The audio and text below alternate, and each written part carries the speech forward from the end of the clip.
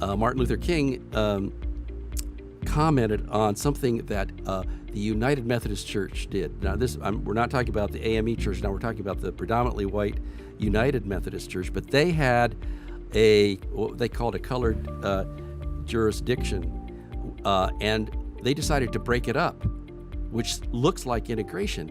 But it meant that the black ministers, the black leaders of that group, they no longer had the voice and standing in that denomination that they once had. And Martin Luther King says, sometimes segregation as a halfway step to freedom can be a good thing. Yes, I like integration, but I don't want to be integrated out of power. Welcome back to Advent Next, a theological podcast curated for curious faith discussions. This week, we are continuing our conversation with Dr. Douglas Morgan, author of the biography Louis C. Sheafe, Apostle to Black America. This week, we are discussing Dr. Morgan's upcoming book, although still unpublished, tentatively titled Change Agents, which explores the role of the laity in the formation of regional conferences. So I want to take a quick aside to explain why I'm continuing on this topic of race in the church and will continue to do so for a few more weeks. This week, we're discussing church government. It's a topic that can seem peripheral to the gospel, but really understanding how to organize a diverse group of people under the unity of a single denomination without losing the voice and interest of minority groups is an enormous task. Protecting the interest of minority groups is the gospel. Understanding church government provides us a lesson in leadership for how to interact and participate in society as well as with fellow believers. By observing our past mistakes, we can also define principles that will make us better leaders for the present. One method that arose within Adventism, not naturally I might add, but through the insistence, protest, and perseverance of the marginalized Black community, were regional conferences. Regional conferences have been used to preserve the voice of marginalized interest groups by creating substructures within the majority structure. It's the same reason why the United States has a Congressional Black Caucus and a Congressional Hispanic Caucus. It is the means by which those in power can be informed about the needs and issues that may be periphery to majority leaders, but are unique and important to minority communities. So we continue this week detailing how the Adventist Church developed a system of representation for the African American community within the majority structure, beginning with the formation of regional conferences in 1943. This system is unique to Adventism, since at this very moment in history, other churches were splitting across racial lines, rather than developing a system that could empower minority groups within a single denomination. For that alone, this is a very interesting case study to follow. If you're not already following us on Facebook, Instagram, or YouTube, be sure to find us at the handle @AdventNext. I'm your host, Kendra Arsenal, and this is Advent Next. Well, we were talking before about a lot of different events, and we were moving back and forth chronologically. And so I thought that it might be good to make a few observations on why I see these events as significant.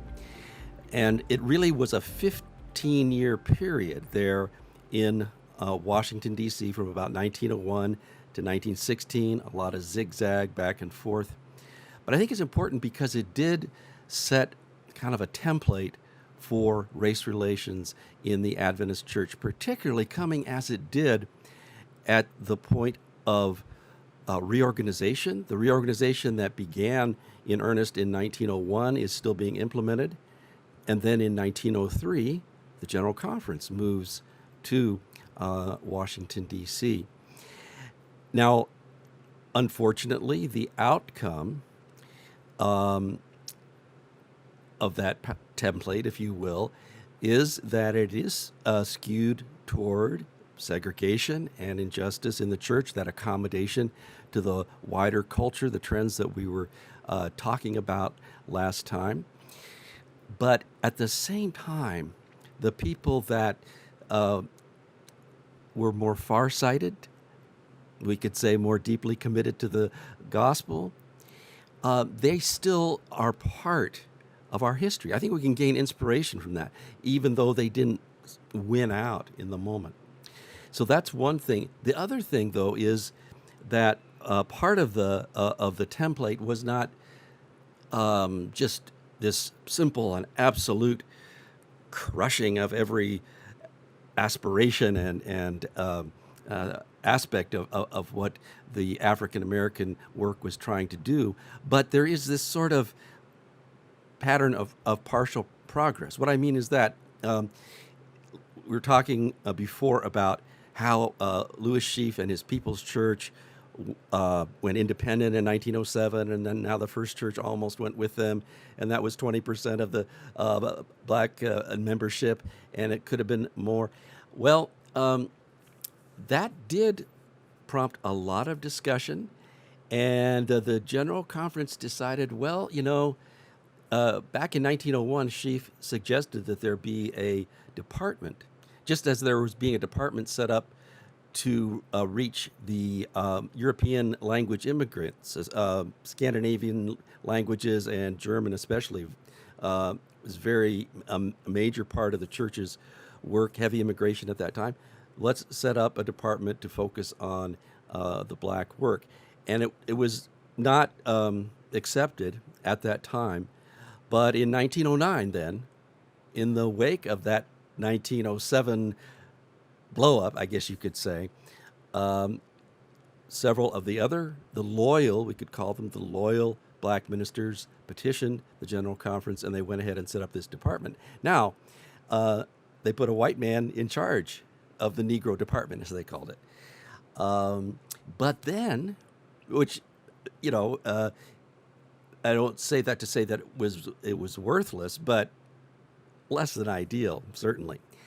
But then after the second go-round and sort of the final parting of the ways that we also talked about 1916, then the black Adventist ministers say, well, we really think that this would work better if one of our own were put in charge of the work.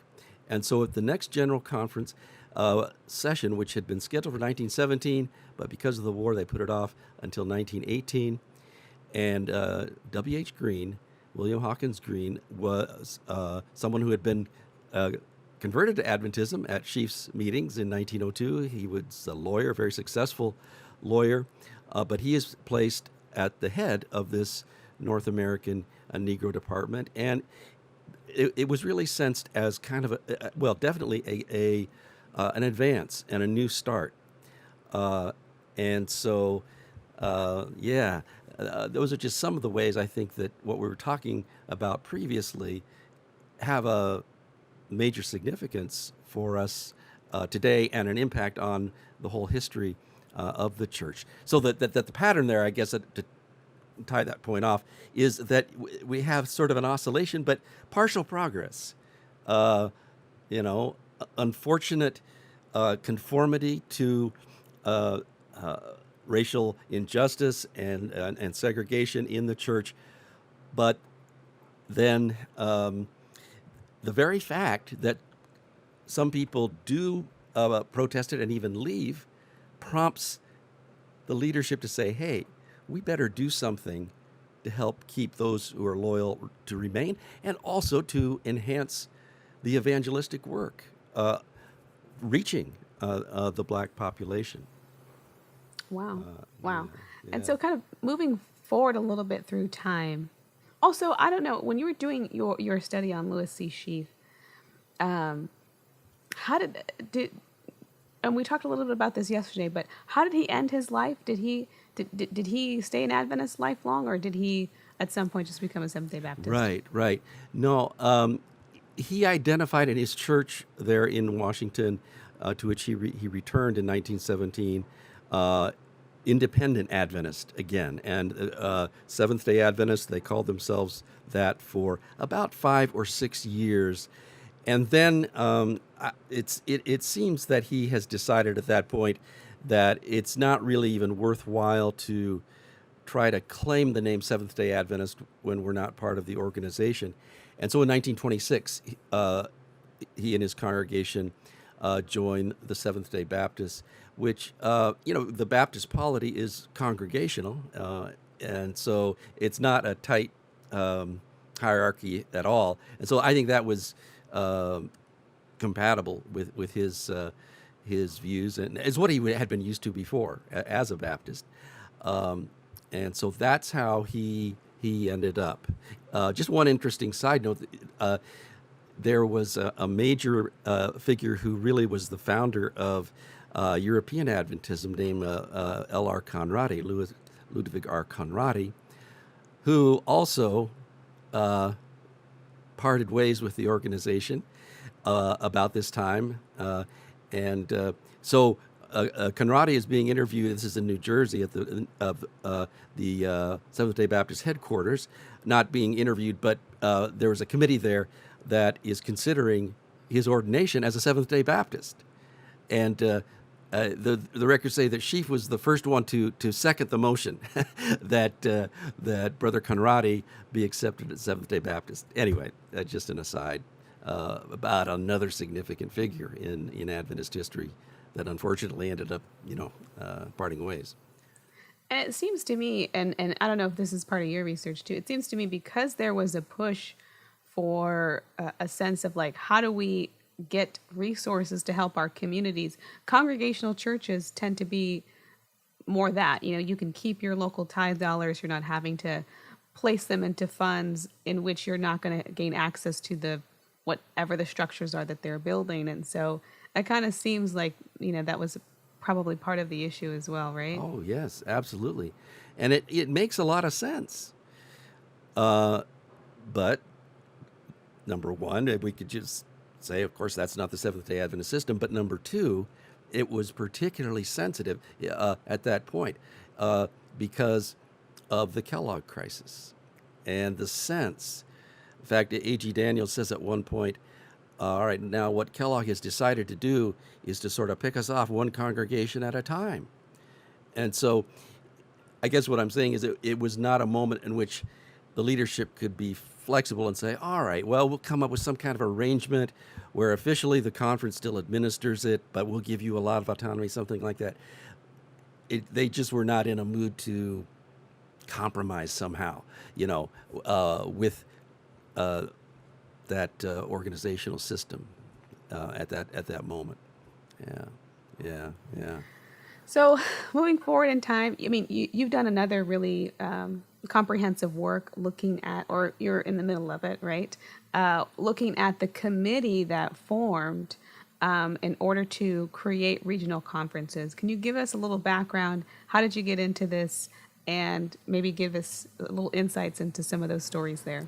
Well, this also grew out of research that was commissioned by the DuPont Park Church. In this case, the first church in Washington had me do a history of their congregation, and then DuPont Park decided that they would like me to do similarly, and that is the a congregation that was originally called Ephesus. They were the ones who decided, all right, Sheafe and the People's Church, they're going off their own way. And they loved Sheafe. They respected him. They wanted so badly to keep him in the fold, but they weren't willing to follow him that way. They really felt it was crucial to stay with the Seventh-day Adventist Church and all that it stood for.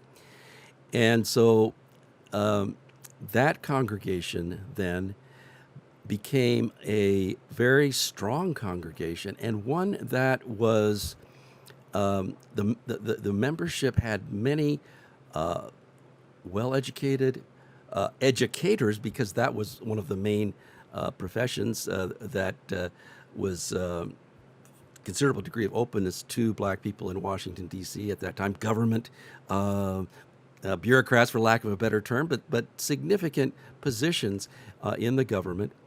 And so they, as I said, became a strong congregation in the 20s and 30s. And they fostered a culture of loyalty, number one, loyalty to the Seventh-day Adventist Church, but also because they are thinking, intelligent people who see what's going on in society. they produce a group of people who, when a crisis point came, and we can sort of trace that later, the details, but in 1943, jumping ahead 25 years, they were in a position, along with some of the First Church members there in Washington, D.C., to say, all right, we are going to protest this.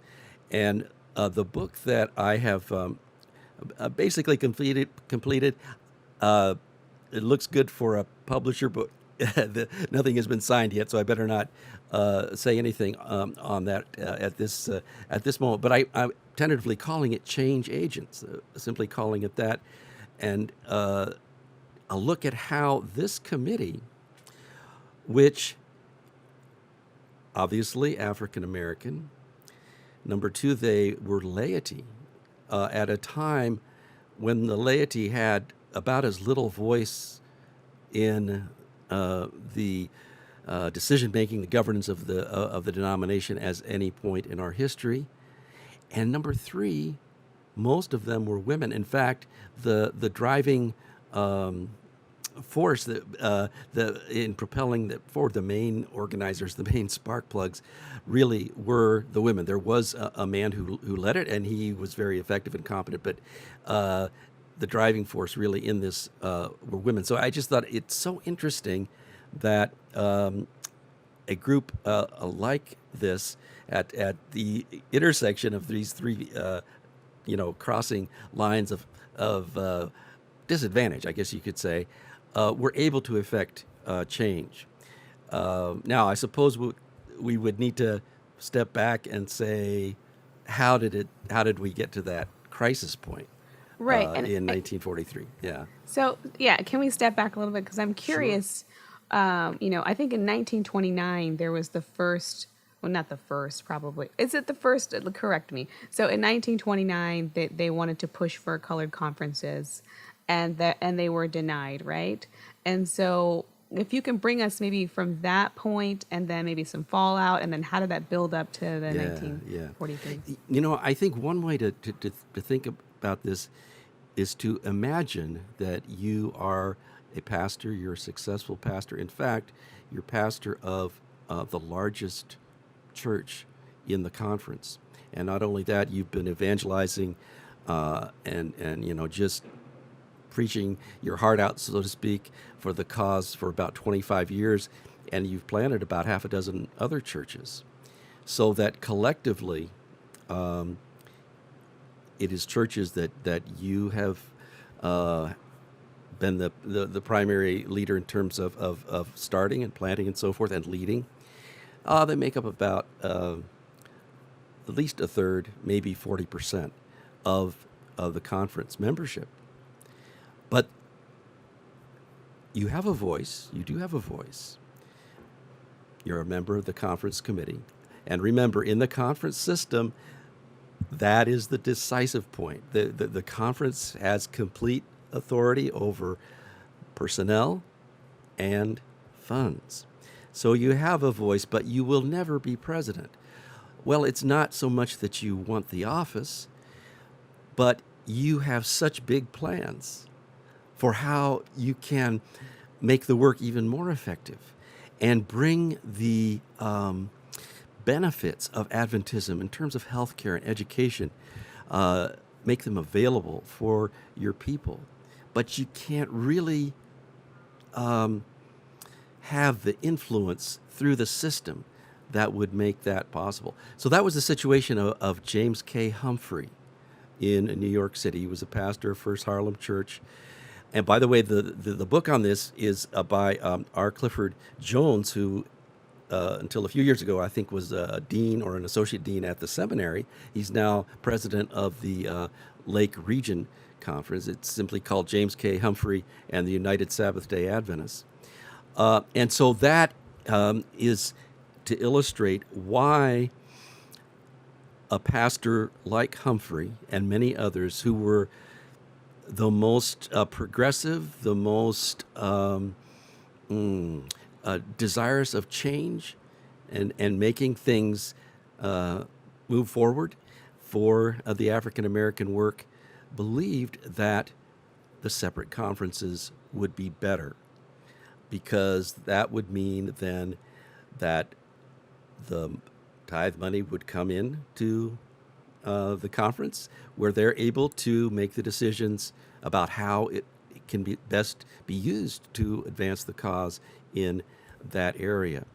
Now, it's very interesting. On the one hand, W.A. Spicer, who was president of the General Conference from 1922 to 1930, and even before that, he had been the secretary. And he thought that he agreed. So remember those dates that I just gave you, 22 to 30.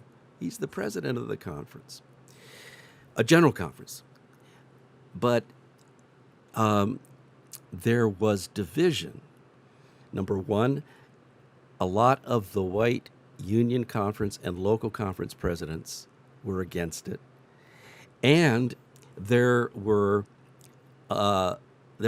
diversity of viewpoints expressed among the black ministers, and Spicer says, well, they were divided on it, and so referring to the black ministers, and he says that's one reason why it didn't happen. Actually, 1921 was kind of a first push for it, but you're right that 29. We'll just come back to that in a minute. But I think what Spicer didn't realize was that many of the black ministers were not in favor of this, because if they spoke out for it, they might face retribution from their white administrators at the conference and Union Conference levels who didn't want that. Well, anyway, coming forward to 1929, then there is that is really the most concentrated push for it. And to make a interesting story short, in the General Conference session of 1930, the decision was no. We will not go this way. And although they didn't put this in the actual minutes, the black leaders were told, don't bring this up again. It's settled. We're not going to do it. Now, it's interesting that Humphrey and his church had parted ways with the conference in 1929. And you might think, well, that would have influenced the General Conference to maybe favor that plan more. Within a few years, it may have been a factor. But at that point, they took a firm line on it. And so now they put in another plan, which was to have within the Union Conference structure a committee to oversee the black work. However, again, the white administrators had complete control of those. There would be a lead black minister. If there were enough black Adventists in a conference, then one of them would be designated as the head of a committee, but he wouldn't be the chair. The conference president would be the chair. Same thing at the union level. But that was something, but it really did not prove to be very effective, especially outside the South, where because of the great migration of African Americans outside the South now into the cities of the North and the Midwest and even the far West, we're getting a lot more Adventists, black Adventists outside of the South. And so this sort of partial measure that came out of 1930 became more and more ineffective, or you just didn't meet the changing situation. So that's part of it that's building up the what we might call the representation, the push for representation, and I believe you said that you have a program with Dr. Calvin Rock. His book Protest in Progress is the best in terms of talking about that push from the ministers for representation. And he also talks, but here's where I'm hoping, and actually with his help, not only through the book but also an interview, but where I'm emphasizing it a little more is the role of the laity. And there is another side, again, which he mentions, but maybe I go into a bit more detail, and that is that with regard to the issue of access to education, especially, and healthcare, the thing that happens is that between that more hopeful moment that we talked about a few minutes ago in 1918 and 1943, things get worse in the Adventist Church. It's not a situation of, well, there's sort of a gradual improvement, but they get worse, and we can give some examples, as needed. But the other thing to keep in mind is that in American society, things are getting slightly better. Well, they're significantly better, but it's a long, slow turn. In other words, it's pre-Martin Luther King, and Malcolm X and all the 60s. It's before that, before the Voting Rights Act and Civil Rights Act and all of that. But nonetheless, you did have the Franklin D. Roosevelt administration, for example, coming in 1933. And of course, his wife was a much stronger advocate for civil rights than he was personally. But it was really for the first time since the end of Reconstruction that a presidential administration was perceived as more on the side of African Americans, and it was at least making some significant measures. And so that's just one example of how things are getting a little bit better in society. But the Adventist Church is getting worse in terms of the patterns of segregation, specifically with regard to the schools and the hospitals. One example with the schools came at Emmanuel Missionary College, the predecessor of Andrews in terms of the undergraduate program. And they instituted a more segregated policy in the late 1930s than they had even had before. That it was definitely the case that they instituted separate seating in the dining hall. It's a little more controverted whether that was implemented in the dormitory worships and so forth. But there's definitely a going backwards there. And also with one thing that really deeply troubled Elder G.E. Peters, who was the head of the North American Negro Department at this point. Well, another man named Peterson, F.L. Peterson, was from about 30 to 38, and then Elder Peters takes over. There are many black young people who want nurses training, and they just it's not like it's an absolute bar, but it's very difficult, and it's like their quotas. We only want so many, and then as another pattern of regression at Loma Linda, the cousin, I believe it was, of Eva B. Dykes, who was still, by the way, she was one of those on this committee in Washington, D.C. She hadn't gone to Oakwood yet, but her cousin, or her niece it might have been, received a rejection letter.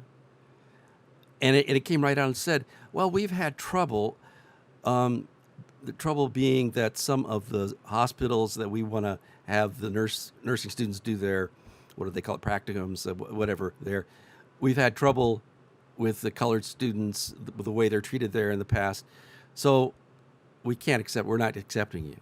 Again, it was not that, Loma Linda had trained many physicians, nurses. It wasn't as if it had been historically closed to African Americans, but now there is this, this backslide is one way of regression. Putting it. Yeah. What were the dates that this was happening? What were the dates? Well, the situation at Emmanuel Missionary College was 1938 and 39, and that's when it was most heated and most publicized. The Loma Linda, I think that was 41, But that example from Loma Linda is part of a larger pattern. Uh, there's a letter in particular that G.E. Peters is writing to the General Conference president, I believe, or one of the vice presidents, and he says, "This just makes my heart weep."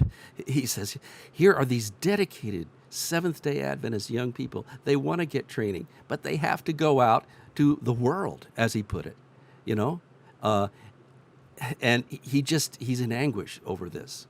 And again, that is something that they had been, working on, batting back and forth, but it wasn't getting better. In fact, it seemed to be getting worse in the early 1940s. Wow. So all of this was happening. All of these tensions were rising after 1929 up until 43. You said, and maybe if you could just reiterate this part, you said that there was some type of concession that happened, but it wasn't enough. What was that concession? Because basically they said, don't bring this up again, but then they gave them something. Okay. All right. So they said that in the North, if the membership, now we have to think to scale now, the total membership is of our churches was much lesser then, but they said in a union, if you get to the point of having 500 members who are members of black churches, then you need to appoint a union secretary, we call him director today, but leader of the black work in that department, somebody who's going to sort of oversee it, foster it, advocate for it. But what they were doing was that they were very half-hearted. I mean, basically, you're talking about a Columbia Union, Atlantic, and Lake would be the key ones. Pacific as well. And so it varies from place to place, but basically they're half-hearted and halting about this. For example, they might finally belatedly put someone into that role, but they don't give it. They don't give him an office, in headquarters. They still expect him to pastor the church. So it's like more work, same pay. And the other thing that is very remarkable to me, and that is that among the black Adventists, they were saying, look, the money is not being handled fairly. And it turns out they were absolutely right, especially in these areas outside the South, because at the time of the crisis that leads up to the formation of the separate conferences, Elder McElhaney, J.L. McElhaney, president of the General Conference, he says, all right, I want a study done. I want to get at the truth to this. And so the auditor of the General Conference collects the statistics. And sure enough, if you calculate, and he's got the tables are right there, they're in the archives, in a conference, let's say the Illinois Conference, for example, because you had a very large church in Chicago and several other black churches in Chicago, Shiloh Church, and several others as well. But if you look at the tithe that they're generating, as opposed to the amount of the tithe that is being spent for salaries and expenses of black workers for the black work, it's like, in some cases, it's more than double that they're putting in, and so there was a real, that's part of the dysfunction. It was why I say that this sort of half-hearted thing, or this partial measure that had been approved in 1930 really was, number one, is only being reluctantly and partially implemented. Number two, it really was not up to handling the ramifications of the changing situation, where before people tended to think of the black work as the South, the Southern work. But that is changing rapidly. So Yeah. Yeah, especially since there's this huge migration that's coming in to the northern cities after World War One, and so now the demographic is changing, and we need to be probably mobilizing in urban areas much more. So, okay, we're getting into this period right before where the committees are starting. You're saying that the laity really had a big part in pulling this off. Maybe you can talk a little Right. bit about that. Right. Yeah. Well, probably then we should mention the famous incident that probably most of our listeners have heard about, and that is in 1943, Lucy Byard, African American woman, elderly woman from New York City. Uh, the treatment or the admission to Washington Sanitarium, as it was called then, Sanitarium Hospital, was arranged in advance. But when she and her husband arrived, then they were told, well, we can't accept you on account of race. It's against the Maryland law and so forth. And they said, we think you should go to the Freedmen's Hospital in Washington, D.C. And it was really that rejection. It's true that she did die a month later. So that she needed care, but it wasn't like an acute emergency, and they just sort of threw her out on the street. But even before she passed away, that rejection, that here she had come, she wanted to go to the sanitarium specifically because she was a deeply dedicated Seventh-day Adventist. She wanted the social environment of Adventism and Adventist health principles, not just your run-of-the-mill hospital. That's why she wanted to be. And then there was a physician by the name of J. Mark Cox, a young Adventist physician who was on duty at Freedmen's Hospital when they got a phone call and then a note later from our Washington San about, here, we're sending this lady to you. But Cox says that it spread like wildfire at Freedmen's, that the Adventists would not accept one of their own. And he says, let's see if I can get the words. I was forced to hear God's cause, defamed. I mean, actually, the words are much better than that. In front of the world, because all of a sudden, everybody at Freedmen's Hospital has heard the news that the Adventists wouldn't even take one of their own just because she was a person of color. And so, I mean, wow, that's really effective evangelism, isn't it? If you're wanting to win people. And so he really despaired over that. But the larger thing is that even before, I said that to try to show why it was actually not her death, although that came into it, but the rejection itself that sparked this committee. Now, one other thing that happened was that about 3 weeks after she was turned away, and there was awareness now that there's a lot of discontent, and the General Conference, Elder Peters reports this to the General Conference officers. W.G. Turner, who was the vice president for North America, said, well, I'm going to go down and I'm going to preach at Ephesus, as it was called then. And I'm going to, he was from Australia in the South Pacific, and he thought, well, I know, I've worked with people of color. I know how to handle this situation. And the sort of the oral tradition is that Peters warned him. He said, "Don't do it, don't try it." But he went anyway, and it really backfired because he used 1 Peter that think it not strange when fiery trials have come upon you, and you need to submit and so forth. And those were just not the words that were appropriate for that time. So what was his nationality, and what was he trying to accomplish at this point? Like, he was just trying to accomplish the submission, or? Yeah, this was after the news had spread about Lucy Byard's the refusal of treatment. And so the General Conference officers are aware that there is this discontent, and I would also just add that there is the reason we went through all of the changing trends a few minutes ago is to say that there's a buildup here. It's not just one incident, but this is like the flashpoint, the tipping point, whatever. But Turner, who is he's vice president of the General Conference for North America, but he's from Australia.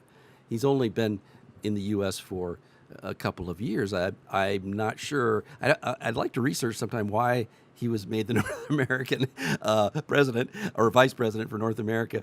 But anyway, he was overconfident. He thought that he could go down there and preach a sermon. You see, Good luck. right. And so it came across very condescending. And it was basically like, yes, you are suffering trials, but that's what we as Christians must go through. Be patient. We'll take care of things. And one of the most respected leaders of the congregation, a man named James C. Montgomery, who was a Sabbath school teacher, an elder, but also a musician. And his usual role was to lead congregational music. He had a violin he would use in doing that. He sat at the front. And when the sermon was over, even before the pastor had an opportunity to come up and say, now we'll sing the closing hymn or whatever, Montgomery stands up, he puts the violin on his pew, and he says, no, I think, the text was, think it not strange, brethren, from 1 Peter. Montgomery says, I think it's very strange that I have children that can't go to Washington Missionary College as it was going there. I think it's very strange, And no, if you say servants obey your masters as and we obey the General Conference, no, I'm not accepting. Now, I want to say that this man, he was probably in his 50s. He was not a rabble-rouser. He had been, serving the church in every capacity imaginable, helping with evangelism. But it had just become too much. And so then several others, and I think what I just said about Montgomery really characterizes these people. They were totally dedicated to Adventism. They were Sabbath school teaching, ingathering, harvest ingathering. I don't know whether that has to be explained these days, but anyway, totally loyal, supporting evangelism completely. And they now say that they don't say that, all right, if you don't change, church, we're leaving. I think that's important. But they did confront the church with its racial sins. And they formed a committee that very night. And I have to handle it to McElhaney, the General Conference president. Probably Elder Peter's mediation was useful. But McElhaney met with this group that called themselves the Committee for the Advancement of the Worldwide Work Among Colored Seventh-day Adventists the very next day. And he listened to them. And they organize very effectively. They send letters out, phone calls to try to organize a national network. And to some degree, there's evidence of that has survived archivally of some of these chapters forming, and there's probably more that the paperwork has just been lost, and they demanded change on every one of those problems that I talked about earlier. A very comprehensive and very respectful but confrontive. In other words, they did not soften things at all. But the question about the laity comes in because they have no standing. McElhaney, in the church organization, McElhaney did listen to them, but it would later become clear that he was only willing to listen to them as individual lay people. He did not recognize them as an organization. And so they would write letters saying, all right, you said you would do this and this and this. And he wrote back, said, well, okay, we got it. And indeed, at the fall council, the annual council of 43, they then agreed to have this meeting in the spring, just before the spring council of 1944, to really look at all these problems. So I guess in a nutshell, this lay committee lit the fire. They, in a sense, brought the pressure to bear, even though they had no official standing. And they prepared a document called Shall the Four Freedoms Survive in the Seventh-day Adventist Church? This alludes to Franklin Delano Roosevelt's famous Four Freedoms speech in 1941. Freedom of speech, freedom of worship, freedom from want, freedom from fear. These were the reasons why he's trying to rally the nation to support Britain to stop Nazism in Europe. So the reason is we want to defend these freedoms. So they say, shall the four freedoms survive in the Seventh-day Adventist Church? A couple of the leader, Joseph Dodson, and another man go to this meeting in Chicago, and they try to get admission to the meeting, this special committee that's been called. And McElhaney says, well,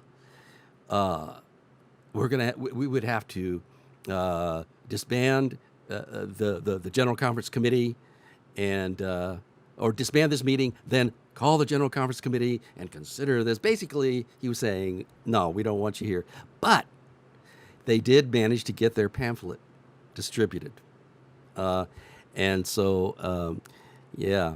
Now, they did not ask for regional conferences. Okay. Before you get into this, Yes, I have a yes. question a little bit about. Sure.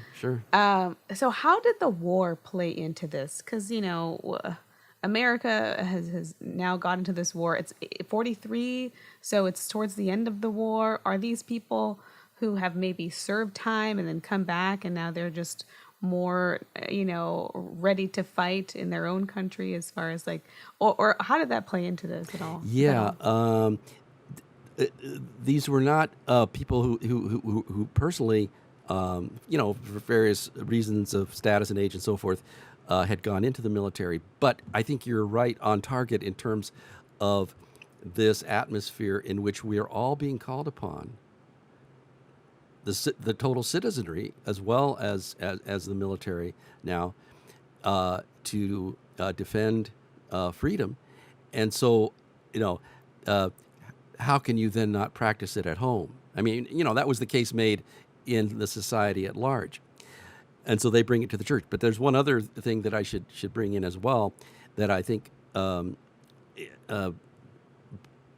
the context even closer home, and that is in 1941. Now, this is before the U.S. actually got into the war, but their armaments are being manufactured now to support the Allies. An African-American leader by the name of A. Philip Randolph organized what he called the March on Washington movement. And he went to the president and said, we are going to bring hundreds of thousands of black people to Washington, D.C. To protest racial discrimination. FDR says, all right, well, how about this? If I sign an executive order that calls for an end to segregation in defense industries. And Randolph said, all right, we'll call it off. But that remained a lever. Actually, the famous March on Washington 20 years later was still part of this same organization. It's just prior to that, they had used it as leverage and then called it off. But anyway, so that is also part of the changing situation from another angle now, that there actually is this incremental movement toward freedom in America, and we got a president who is rallying us to the four freedoms. Well, can we even live up to that? That's what the title is alluding to. They, in this document, they call for a complete end to racial discrimination.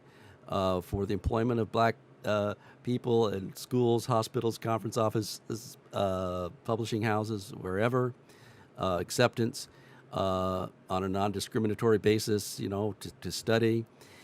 But they also call for empowerment of the black work and to keep. There was Oakwood, but also they had a fledgling hospital in Nashville called Riverside that needed more support. And so they're asking for racial justice and equality across the board. The laity is not so strong for regional conferences as the ministers. In fact, some are a little skeptical. They think, well, maybe some of these guys, they just want a desk job. They want status. Plus, and probably even more importantly, probably I should have said this first, from the same reason that we find them difficult today.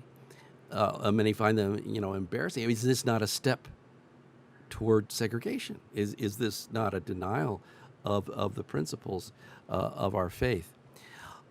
But at the meeting then in Chicago, the way McElhaney set it up, he says, well, you've got three choices. We maintain the status quo, or number two, we take that union secretary measure that I talked about earlier, that halfway solution. We make sure that's implemented fully, and we push that forward, or we explore the separate conference idea.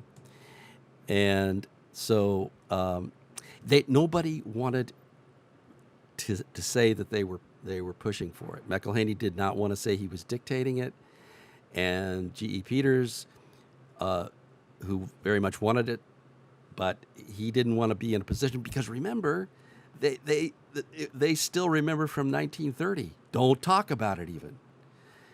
But they kind of maneuvered, and there was a Sunday morning. The opening meeting was a Saturday night, but it was a Sunday morning when they were. It was the major part of this meeting, and McElhaney is sick in bed, doesn't want to get out of his. He doesn't want to chair the meeting, and Peters he comes right into his hotel room and said, "Elder McElhaney, if you don't go down there, you're never going to be able to face the black workers again, and I sure won't." So they went down there, and they made speeches that, again, were not saying, let's have the regional conferences, but they opened the door to it, and they sort of nudged the argument in a way that made it clear that they would find that acceptable. And once they did that, then even some of the ministers were not sure, and some speeches were made against it, again for the same reasons that we talked about, that some laity objected. But once McElhaney and Peters both made these implicitly favorable speeches, then everybody was for it all of a sudden, and it was decided. So I have a question about that.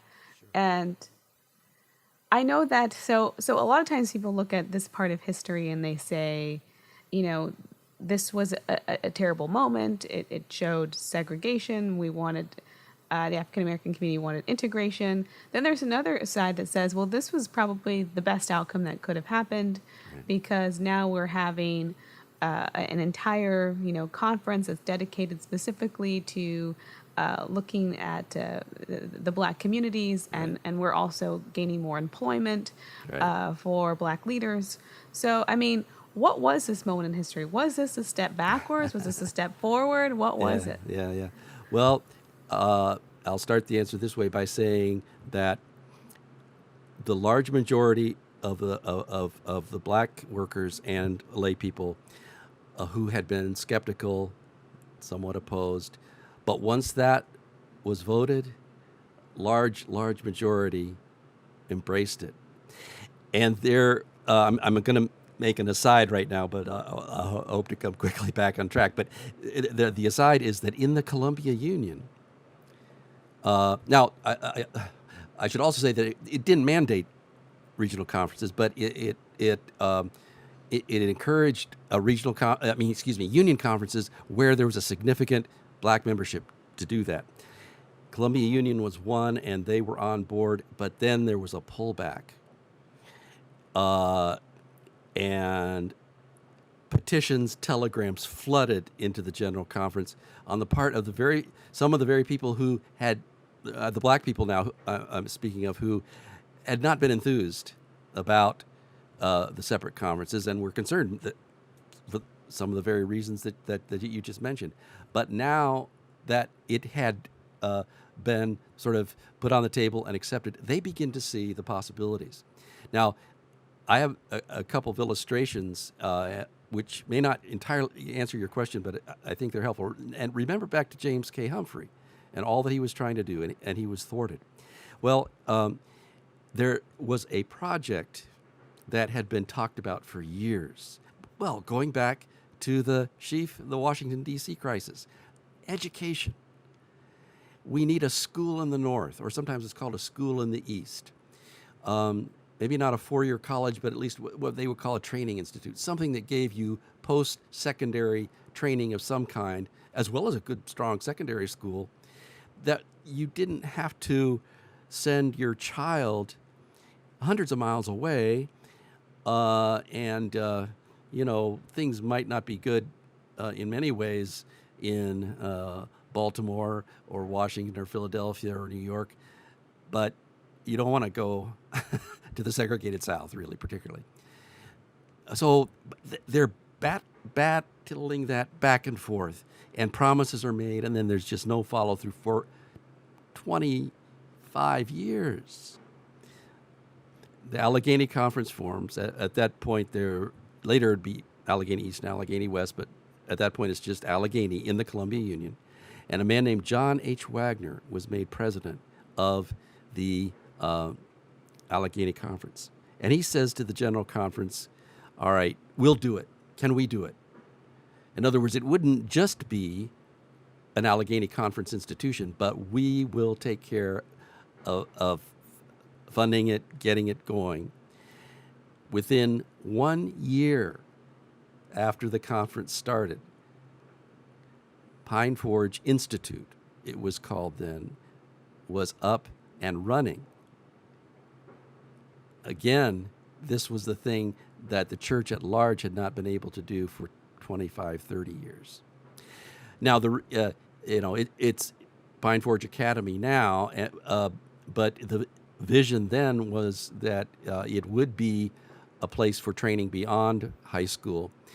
But pretty soon then the question, the integration moves forward. All right. So a separate black college in the North no longer becomes feasible. But I just think it's very significant that Wagner, who is an extraordinarily effective leader and a powerful evangelist, with the conference, with the Allegheny Conference, he was able to get that done.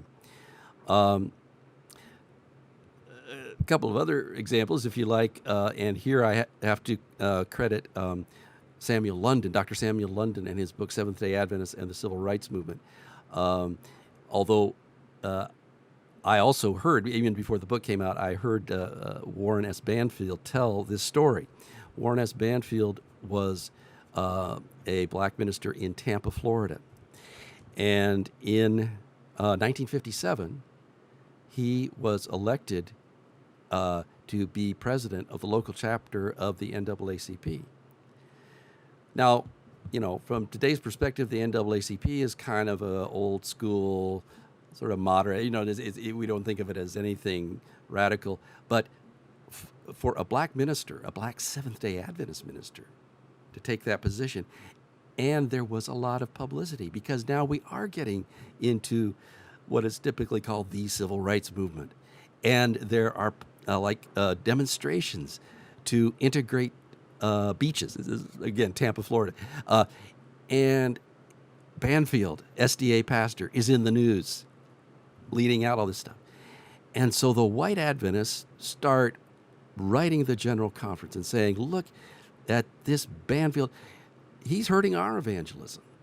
Because from their standpoint, the church is now being connected with, subversives and radicals and so forth. And of course that they don't come right out maybe and say the racial aspect, but that's their real concern. So, okay, Figuer, the General Conference president, is getting all these letters.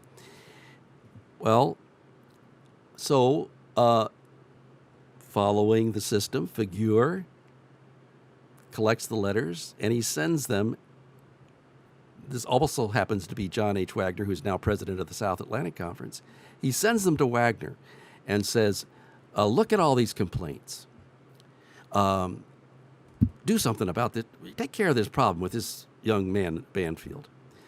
And so what Wagner did is he took the same bundle, he added his own note, sent it to Banfield, and Wagner's note said, keep up the good work. Now that could, if it hadn't been for the Black Conference, that could never have happened. And London also gives some excellent examples from the South Central Conference of things that were done in connection with the Martin Luther King's Poor People's March on Washington and so forth. Again, that it just would not have been possible without the Black conferences. So, I mean, in addition to the general point of empowerment over the work, the cause for African Americans, I think those are some examples that to me show how this was advantageous, arguably. That's one way of looking at it. Yeah, actually, I also think about Martin Luther King commented on something that the United Methodist Church did. Now, we're not talking about the AME Church. Now we're talking about the predominantly white United Methodist Church. But they had what they called a colored jurisdiction, and they decided to break it up, which looks like integration, but it meant that the black ministers, the black leaders of that group, they no longer had the voice and standing in that denomination that they once had. And Martin Luther King says, sometimes segregation as a halfway step to freedom can be a good thing. Yes, I like integration, but I don't want to be integrated out of power. And that's really where the Black Adventists were. Plus, when you look at the structure of the denomination, now you have Black Conference presidents, and they go to annual council, and they have a voice. Now it's an uphill struggle for them. And, it's not like this was just overnight that they got the recognition that was appropriate to them. But eventually, then this leads to opportunity and a voice for them in the denomination as a whole. And so, today I think we have 4 African American Union Conference presidents. And this is not to say, okay, we've reached a resolution of all these problems, and but it does illustrate how, even though it took a lot longer than it should have, and some things that might have been done along the way to hasten it were not done, that the separate conference idea was also something that meant a voice and a say and a representation in the larger denominational structure, gradually. Yeah. And it seems like it seems like it's very important to have that regardless, to be able to say, this is an interest group that we find that we want to invest in this community. It's marginalized. It seems like that could very well be, something people would use for the Hispanic community or different communities within Adventism that need a sense of representation and focus on that particular mission field. And so it's one of those things where talking to Dr. Rock and some other people, just looking at that part of history where sometimes we see it as just a clean break of like, wow, we got more segregation. Actually, it turns out to be, this was, like you said with Dr. King, like you don't want to be integrated out of power, right? And so sometimes integration doesn't keep the interests of a special group in mind when other people are overseeing that community who don't have the same investment, right? Exactly. So, Yeah. So what are some things that from your research, anything else that we didn't cover that you would like to shed some light on? That in broad strokes, I mean, I think that's, well, I guess I would say this. I do find that this committee, change agents, as I'm calling them, I do find a measure of hope. They show that change is possible within. It's not a story that would make us think that it's easy or that it's necessarily going to fix things overnight. But again, here are these people who, from multiple standpoints, either had no standing or no voice or a very diminished one. But they brought about something, even though that was not their specific goal. They were the principal driving force, shaking up the leadership to do something that was a major advance forward, all things considered. And so that, I think, is one reason why I was so interested in this and wanted to look at it from that standpoint. I hope this episode sparked an interest to find out more about the history of race in the church, as well as how structures can be developed to preserve the interest of minority groups within a majority structure. Recommended reading include, once again, Louis C. Sheafe, Apostle to Black America by Dr. Douglas Morgan. Also, Protest in Progress by Dr. Calvin Rock, the biography on James K. Humphrey by Dr. R. Clifford Jones, and Seventh-day Adventists and the Civil Rights Movement by Dr. Samuel G. London. Please stay tuned for next week's episode as we continue a conversation about African American education and the importance of exposing ourselves to various sociological lenses within institutions of higher learning. We want to thank the Adventist learning community for making this program possible, as well as our guest, Dr. Douglas Morgan. If you're not already following us on Facebook, YouTube, or Instagram, be sure to do so at the handle @AdventNext.